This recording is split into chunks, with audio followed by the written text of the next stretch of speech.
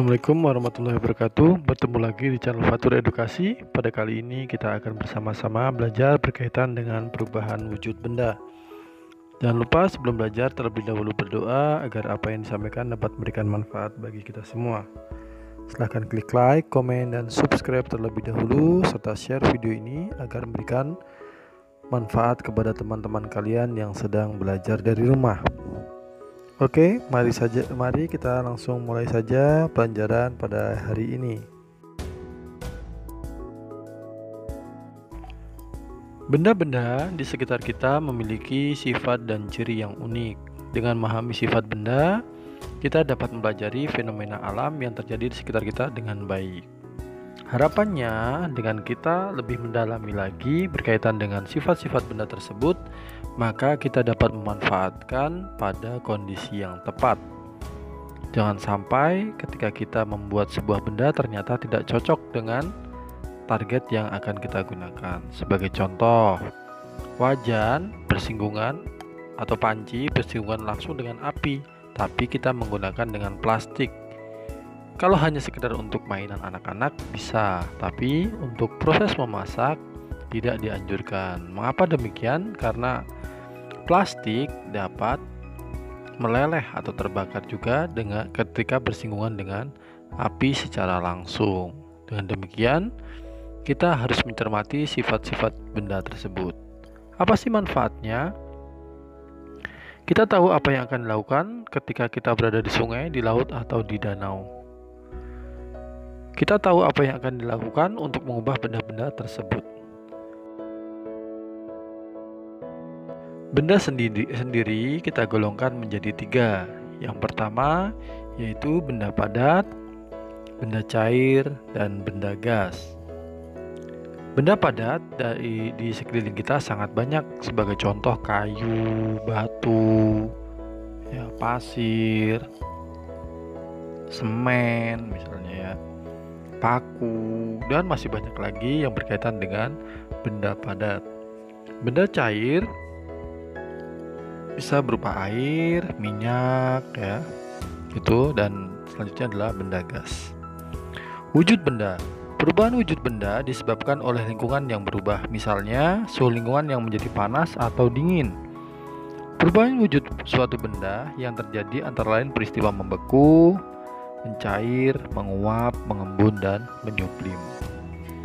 Jadi proses membeku, mencair, menguap, dan mengembun atau juga menyublim itu tergantung dari benda tersebut. Ketika sebagai contoh, benda dapat menguap apabila, sebagai contoh sederhana, ketika kita memasak air, pada awalnya posisi air penuh. Namun karena adanya panas yang berlebihan, lama-lama mendidih serta sebagian air menguap karena panas yang ada.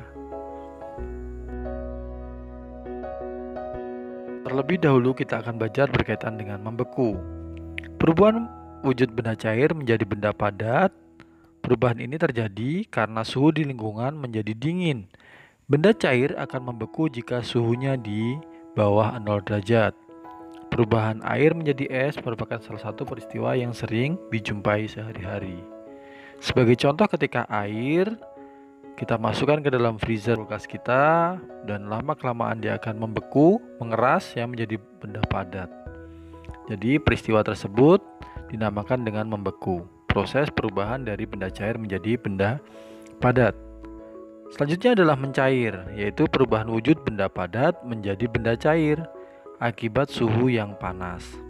Beberapa peristiwa di sekitarmu mudah kita temui untuk menunjukkan peristiwa ini. Salah satunya ialah es yang lama-kelamaan akan mencair. Jadi ketika diberikan suhu panas, maka dia akan mencair. Sedangkan ketika air tadi diberikan suhu dingin, maka dia akan membeku. Lama-kelamaan akan membeku. Selanjutnya adalah menguap. Perubahan wujud benda cair menjadi benda gas dinamakan dengan menguap. Peristiwa ini mudah dijumpai ketika ada kegiatan masak-memasak. Pada saat air dipanaskan di atas api kompor, dalam beberapa saat air akan mendidih. Peristiwa mendidih adalah contoh terjadinya penguapan atau perubahan benda cair ke gas. Pada saat yang sama terjadi pengurangan volume air. Tadi juga sudah saya sampaikan ya. Ketika kita memasak air, ketika air sudah mendidih, ternyata volumenya tidak sama karena ada sebagian air yang menguap karena efek panas yang ditimbulkan. Selain tadi mencair, membeku, mengembun atau menguap ya, ada juga peristiwa menyublim atau mengkristal. Mengembun sebagai contoh, misalnya ketika kita minum es di gelas kita, bagian luarnya lama-kelamaan akan muncul titik-titik air. Itu dinamakan dengan mengembun ya. Proses dari gas menjadi cair karena dingin yang ada pada bagian dalam gelas tersebut. Sedangkan untuk menyublim sendiri sebagai contoh adalah kamper atau istilah kita yang mudah dipahami adalah kapur barus. Lama kelamaan kamper tersebut akan habis meskipun kita diamkan saja. Mengapa? Karena itu terjadi proses perubahan dari zat padat menjadi gas. Itu disebut dengan peristiwa menyublim. Atau juga bisa peristiwa perubahan benda gas menjadi padat. Sebagai contoh adalah jelaga atau bahasa kita kotoran yang misalnya terdapat di atap bagian dapur kita yang hitam-hitam gitu ya. Itu adalah proses mengkristal dari gas, dia uap yang ada, asap yang muncul mengenai bagian dinding kita, lama-kelamaan dia akan menjadi benda padat atau jelaga istilahnya ya. Ingat, itu ada tanda panah merah, itu artinya menyerap kalor. Misalnya dari mencair, dari padat menjadi cair, itu menyerap kalor karena proses panasnya tadi.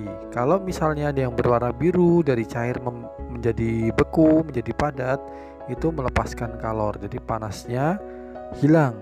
Nah, sebagai contoh untuk peristiwa menguap dari cair menjadi gas, itu menyerap kalor karena panasnya api kompor kita, maka air yang direbus akan menguap. Sedangkan dari gas menjadi cair itu melepaskan kalor. Itu tadi sebagai contohnya. Oke, demikian pembelajaran pada kali ini berkaitan dengan perubahan wujud benda. Jangan lupa subscribe terlebih dahulu bagi yang belum, dan semoga pelajaran ini dapat memberikan manfaat bagi kita semua. Dan Bapak akhiri, Assalamualaikum warahmatullahi taala wabarakatuh. Selamat belajar.